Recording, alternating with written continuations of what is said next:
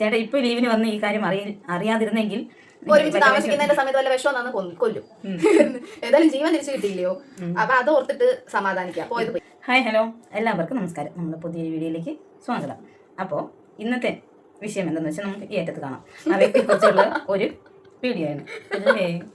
ഈ അറ്റത്ത് കാണാനല്ല, ഈ അറ്റത്ത് കാണുന്ന മഹത്വത്തിനെ കുറിച്ചിട്ടാണ് ഞങ്ങൾ ഇന്ന് സംസാരിക്കാനായിട്ട് പോകുന്നത്. അപ്പൊ പുള്ളിക്കാരത്തിന്റെ പേര് നിങ്ങൾക്ക് എല്ലാവർക്കും അറിയാം, വാർത്തയിലൊക്കെ കണ്ടു കാണും. ഷഹാല കോഴിക്കോട് താമരശ്ശേരിയിലാണ് താമസിക്കുന്നത്. ഇപ്പൊ എവിടെയാ താമസിക്കുന്നത് നമുക്കറിയില്ല. കോഴിക്കോട് താമരശ്ശേരിയിലായിരുന്നു പുള്ളിക്കാരിയുടെ താമസം. ഓക്കെ, അപ്പൊ ഇവളുടെ ഭർത്താവ് ഒരു പ്രവാസിയാണ്. പുള്ളിക്കാരൻ ഇപ്പോ ലീവിന് നാട്ടിൽ വന്നപ്പോൾ അരങ്ങേറിയ ഒരു സംഭവത്തെ കുറിച്ചിട്ടാണ് നമ്മളിന്ന് സംസാരിക്കാനായിട്ട് പോകുന്നത്.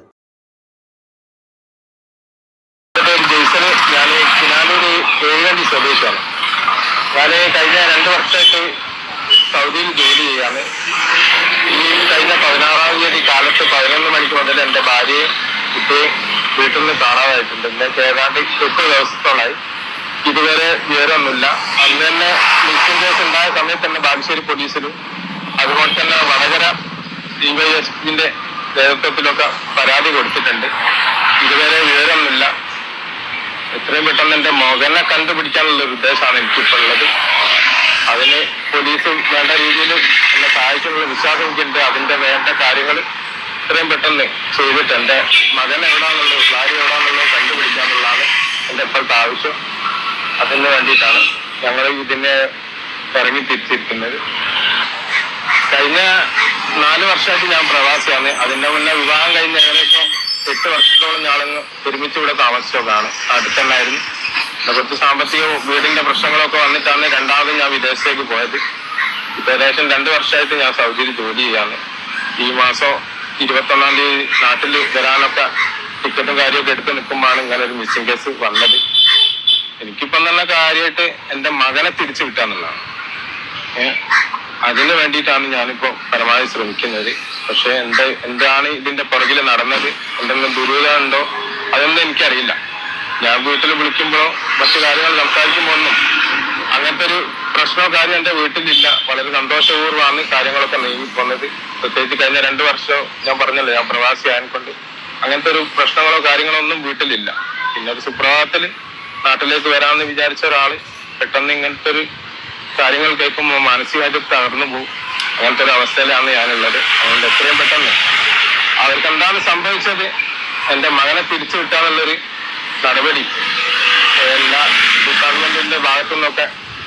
പ്രവാസിയായ ഭർത്താവിനെ വഞ്ചിച്ച് കാമുകനോടൊപ്പം ഒളിച്ചോടിപ്പോയ ഈ ഷഹാല ഇപ്പൊ എവിടെയാണെന്നുള്ള യാതൊരു വിധ ഒളിച്ചോടിപ്പോയ വഞ്ചകി.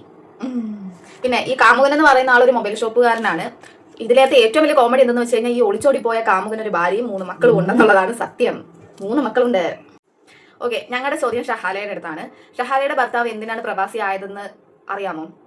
നിനക്കും നിന്റെ കുഞ്ഞിനും നിങ്ങളുടെ കുഞ്ഞിനും ചിലവിന് തരാനും നിങ്ങളുടെ കുടുംബത്തിലുള്ള പ്രശ്നങ്ങൾ, അതായത് സാമ്പത്തിക പ്രശ്നങ്ങളൊക്കെ പരിഹരിക്കാനുമാണ് ആ പാവം വിദേശത്ത് പോയി പട്ടിയെ പോലെ പണിയെടുത്ത് പൈസ നിങ്ങൾക്ക് അയച്ചു തന്നുകൊണ്ടിരുന്നതും നിന്റെയൊക്കെ ആർഭാട ജീവിതത്തിന് പൈസ തന്നുകൊണ്ടിരുന്നതും. ഓക്കെ, നീയൊക്കെ തിന്ന് കൊഴുത്ത് സുഖിച്ച് ആർഭാടം നയിച്ച് നാട്ടിൽ ജീവിക്കുമ്പോൾ ഭർത്താക്കന്മാർ അവിടെ കിടന്ന് കഷ്ടപ്പെടുകയാണ്. അപ്പം അതിൻ്റെ ഇടയ്ക്ക് നാട്ടിലുള്ള ഏതെങ്കിലുമൊക്കെ അലവലാദികൾ, ഇപ്പം ഈ പ്രവാസി ആയിട്ടുള്ള ഭർത്താക്കന്മാരുടെ ഭാര്യമാർ നാട്ടിലുള്ളപ്പോൾ ചില ചൊറിയന്മാരുണ്ട്, ഞരമ്പന്മാർ. ഇവർ വന്നിട്ട് ഈ പെണ്ണുങ്ങളുടെ പുറകെ നടക്കും.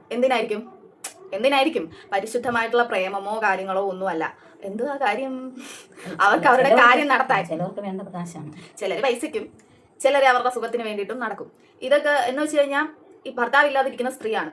അവരുടെ അടുത്ത് ചെന്ന് 2 ഒലിപ്പിച്ചാലോ അല്ലെങ്കിൽ സ്നേഹത്തോടെ വല്ലതും സംസാരിച്ചാലോ ഒക്കെ അവർ ചിലപ്പോൾ അവരുടെ മനസ്സ് മാറാം എന്നുള്ള ചിന്ത കൊണ്ടാണ് ഇവന്മാരൊക്കെ ഈ ശർക്കരയിൽ ഈച്ച പൊതിയും പോലെ വന്ന് നമുക്ക് ചുറ്റും നിൽക്കുന്നത്. പക്ഷെ അങ്ങനെയല്ല. നമുക്ക് വേണ്ടി കഷ്ടപ്പെടുന്ന ഭർത്താക്കന്മാരുടെ മുഖം ആലോചിക്കുമ്പോൾ നമുക്കൊരിക്കലും മറ്റൊരു പുരുഷനെ ഇതേപോലെ കാണാനോ ഒന്നും തോന്നത്തില്ല.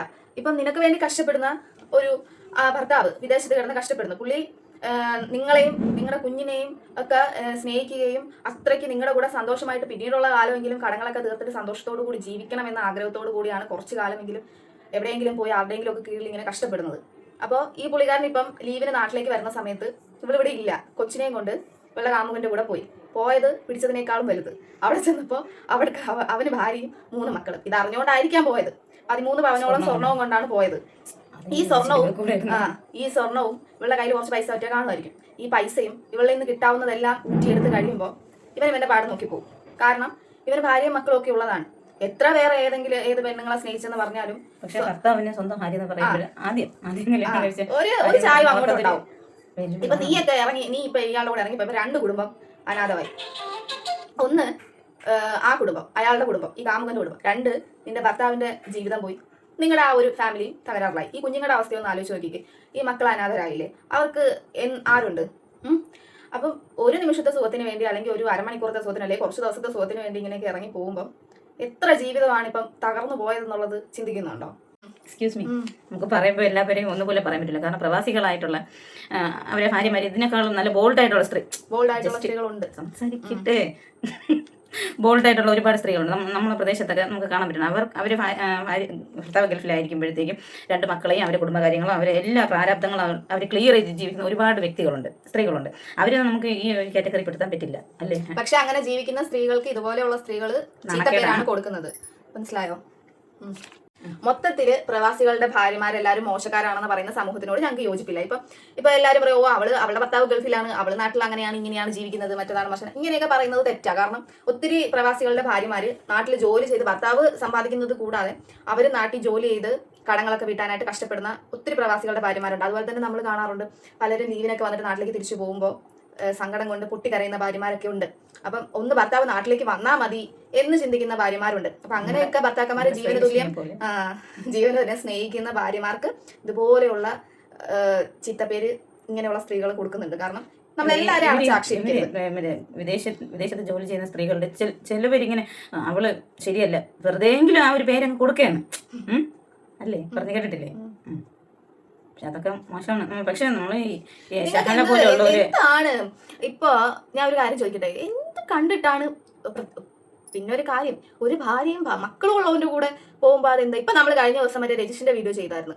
അത് കുറച്ചൊരു കണ്ട് എന്താ പുള്ളിക്കാരന്റെ ഭാര്യ വിദേശത്ത് പോയി, എന്താണ് അവള് അവിടെ വെച്ച് വേറൊരുത്തനെ കണ്ട് ഇഷ്ടപ്പെട്ട് കല്യാണം കഴിച്ച് പിന്നെ ഈ കുഞ്ഞിന് വേണ്ടി ഇയാൾ ജീവിക്കുന്നു. പിന്നീട് വർഷങ്ങൾക്ക് ശേഷം ഈ കുഞ്ഞിനെ കോടതി വിധിയോടുകൂടി അവള് കൊണ്ടുപോകുന്നു. അതിന്റെ പേരിൽ ഇയാൾ ആത്മഹത്യ ചെയ്യുന്നു.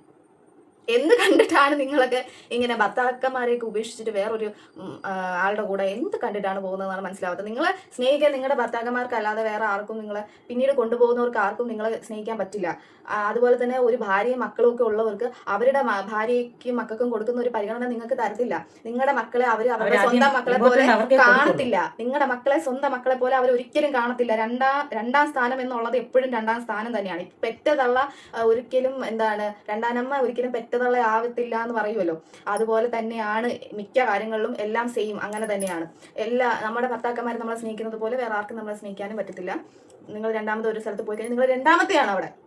ആ ഒരു സ്ഥാനമേ നിങ്ങൾക്ക് ഉണ്ടാവത്തുള്ളൂ എപ്പോഴും. സെക്കൻഡ് ചാൻസ് തരുന്നതാണ്. ഇനിയിപ്പോ ഇവന്റെ അടുത്തുനിന്ന് ഇവന്റെ കുറെ സൂക്കേടും കാര്യങ്ങളൊക്കെ തീർന്നു കഴിയുമ്പോഴും, ഇവളുടെ കയ്യിലെ കുറച്ച് പൈസയും തീർന്നു കഴിഞ്ഞ് സ്വർണ്ണം എല്ലാം തീർന്നു കഴിയുമ്പോഴത്തേനും ഇവക്കിട്ട് അവൻ പണി കൊടുത്തു തുടങ്ങും. അപ്പോഴും കരഞ്ഞ് വിളിച്ചും കൊണ്ട് വന്നിട്ടൊന്നും യാതൊരു കാര്യമില്ല. പോയത് പോയി, ഇനി അവിടെ കിടന്ന് അനുഭവിക്കാന്നല്ലാതെ വേറെ ചിലർ സ്വീകരിക്കും. അവരുടെ മനസ്സെന്ന് പറയുന്നത് അത്രയ്ക്ക് ഇതാണെന്നുണ്ടെങ്കിലും. പക്ഷെ ഞാൻ പറയുവാണെന്നുണ്ടെങ്കിൽ സ്വീകരിക്കരുത്. അവൾ അവിടെ കിടന്ന് അനുഭവിച്ച അവൾ എങ്ങനെ തൊലഞ്ഞു പോട്ടെ. ഭർത്താക്കന്മാർ കൊടുക്കും. എന്റെ ഭാര്യയല്ലേ, എന്റെ കുഞ്ഞല്ലേ എന്ന് കരുതി അവരെ സ്വീകരിക്കും. പക്ഷെ സ്വീകരിക്കാൻ പാടില്ലെന്നേ പറയുള്ളൂ, സ്വീകരിക്കരുത്. ഓക്കെ, എനിക്ക് പറയാനുണ്ടോ? അല്ല, എനിക്ക് പറയാനുള്ളതെന്ന് വെച്ചാൽ നമ്മള് ഭർത്താവിനെ കളഞ്ഞു പോകുമ്പോഴോ അല്ലെങ്കിൽ ഭാര്യയെ കളഞ്ഞു പോകുമ്പോഴോ ചെയ്യുന്ന കാര്യം എന്ന് വെച്ചാൽ നമുക്ക് വേണ്ടാന്നുണ്ടെങ്കിൽ, എക്സ്ക്യൂസ് മീ, നീ പറഞ്ഞോ, വേണ്ടാന്നുണ്ടെങ്കിൽ അവര് വേണ്ടാന്നുണ്ടെങ്കിൽ ഡിവോഴ്സ് ചെയ്തിട്ട് പോവാം. അവര് ഇരിക്കെ തന്നെ പോവേണ്ട കാര്യമില്ലല്ലോ. ഭർത്താവിനെ മുടിപ്പിച്ച് തൊലച്ച് അവന്റെ പൈസക്ക് തിന്ന് കൊഴുത്ത് കുറെ ഉരുണ്ട് വന്നപ്പോ ഡിവോഴ്സ് ചെയ്തിട്ട് പോണതിനോട് എനിക്ക് യോജിപ്പില്ല. അയാൾ കുടുംബം നോക്കുന്ന വ്യക്തിയാണ്. ഒരു കള്ളുകുടിയോ അല്ലെങ്കിൽ തല്ലോ വഴക്കോ അങ്ങനത്തെ കാര്യങ്ങളൊന്നും ഉള്ള ഒരു വ്യക്തിയല്ല പുള്ളിക്കാരൻ. മാന്യനായിട്ടുള്ള ഒരു വ്യക്തി, കുടുംബത്തിന് വേണ്ടി ജീവിക്കുന്ന ഒരു വ്യക്തി, കുടുംബത്തിന് വേണ്ടി വിദേശത്ത് പോയി കഷ്ടപ്പെട്ട ഒരു വ്യക്തിയാണ്. ഇപ്പൊ കള്ളുകുടിയനോ തെമ്മാടിയോ കുടുംബം നോക്കാത്തവനോ പിള്ളേരെ ഉപദ്രവിക്കുന്നവനോ ഭാര്യനെ എടുത്തിട്ട് ചവിട്ടുന്നവനോ തൊഴിക്കുന്നവനോ ഒക്കെ ആയി കഴിഞ്ഞാൽ ഡിവോഴ്സ് ചെയ്തിട്ട് പൊക്കോ എന്ന് നമുക്ക് പറയുന്നതിനോട് ഒരു യോജിപ്പുണ്ട്. പക്ഷെ ഇതങ്ങനെയല്ല. അവന്റെ പൈസക്ക് തിന്ന് സുഖിച്ച് ആർഭാട ജീവിതം നയിച്ച് വന്നിട്ട് ഡിവോഴ്സ് ചെയ്തിട്ട് പോകണമെന്ന് പറഞ്ഞാൽ പിന്നെ എൻ്റെ ഒരു ഒപ്പീനിയനാണ് ഞാൻ പറഞ്ഞത്. എന്താണെന്ന് വെച്ചാൽ അല്ലാതെ ഇവരെന്തിന് വെയിറ്റ് ചെയ്യിപ്പിക്കണം? നീ വരുമോ കാത്തിരിക്കേണ്ട ആവശ്യമില്ലല്ലോ. ഡിവോഴ്സ് ചെയ്തിട്ട് പോയാൽ നീ പോണെങ്കിൽ പോ, ഞാൻ എൻ്റെ പാട് നോക്കി ഞാൻ വേറെ എൻ്റെ ജീവിതം നോക്കിക്കോളാം എന്നുള്ളൊരു രീതിക്ക് ഞാൻ അതാണ് ഉദ്ദേശിച്ചത്. എനിക്ക് പറയാനുള്ള ആ ചേട്ടനോടാണ്. ചേട്ടൻ ഭൂമി ഉരുണ്ടതാണ്. നമുക്ക് ജീവിക്കാനായിട്ട് ഒരുപാട് അവസരങ്ങൾ ഇനിയും ഉണ്ട്. ചേട്ടാ ഈ ഒരു കാര്യത്തിന് വിഷമിക്കേണ്ട യാതൊരുവിധ ആവശ്യവുമില്ല. എന്ന് വെച്ചാൽ ചേട്ടാ ഈ സ്നേഹത്തിന് മുമ്പ് വിഡ്ഢിയായി പോയേനെ. ഇപ്പോഴും ഈ സംഭവം തിരിച്ചറിയാതിരുന്നെങ്കിൽ ഇനി ചേട്ടൻ വിഡ്ഢിയായി പോയേനെ. അതുകൊണ്ട് കേക്ക് വെട്ടി ആഘോഷിക്കേണ്ട ഒരു അവസരമായിട്ട് കാണണം. എന്തായാലും പോയ ആള് ഹാപ്പി ആയിരിക്കണോ ഇല്ലെന്നുള്ളത് കാര്യം ഇനി പക്ഷേ കണ്ടറിയാം. ഇത്രയും കേസും കാര്യങ്ങളൊക്കെ ആയിട്ട് ഇവർ എവിടെയാണെന്നുള്ള കാര്യം അന്വേഷിച്ച് കണ്ടുപിടിക്കാനായിട്ടുള്ള ഒരു സംവിധാനം ഇല്ല എന്നുള്ളത് ഭയങ്കര കഷ്ടമാണ്. അവർ അവരുടേതായിട്ടുള്ള സേഫ് ആയിട്ട് അവരൊരു സ്ഥലത്ത് ഇരിക്കുകയാണ് കേട്ടോ. ഇവരെ കണ്ടുപിടിക്കാനോ ഈ പുള്ളിക്കാരൻ ഇത്രയും ഒരു വിലയും കൊടുക്കുന്നില്ല എന്നുള്ളത് ഭയങ്കര സങ്കടകരമായിട്ടുള്ള ഒരു കാര്യമാണ്. അവർക്ക് നേരിട്ട് കോടതിയിൽ പോയി ഹാജരാവുകയോ അങ്ങനെ എന്തെങ്കിലുമൊക്കെയുള്ള ഇതിനായിരിക്കും അവരിയ്ക്കുന്നത്. പക്ഷെ എന്നാലും ഒരാളുടെ ഫീലിങ്സിനോ അങ്ങനെ ഒന്നിനും യാതൊരു വിധത്തിലുള്ള വിലയും കൊടുക്കുന്നില്ല എന്നുള്ളത് കുറച്ച് കഷ്ടമായിട്ടുള്ള ഒരു കാര്യമാണ്.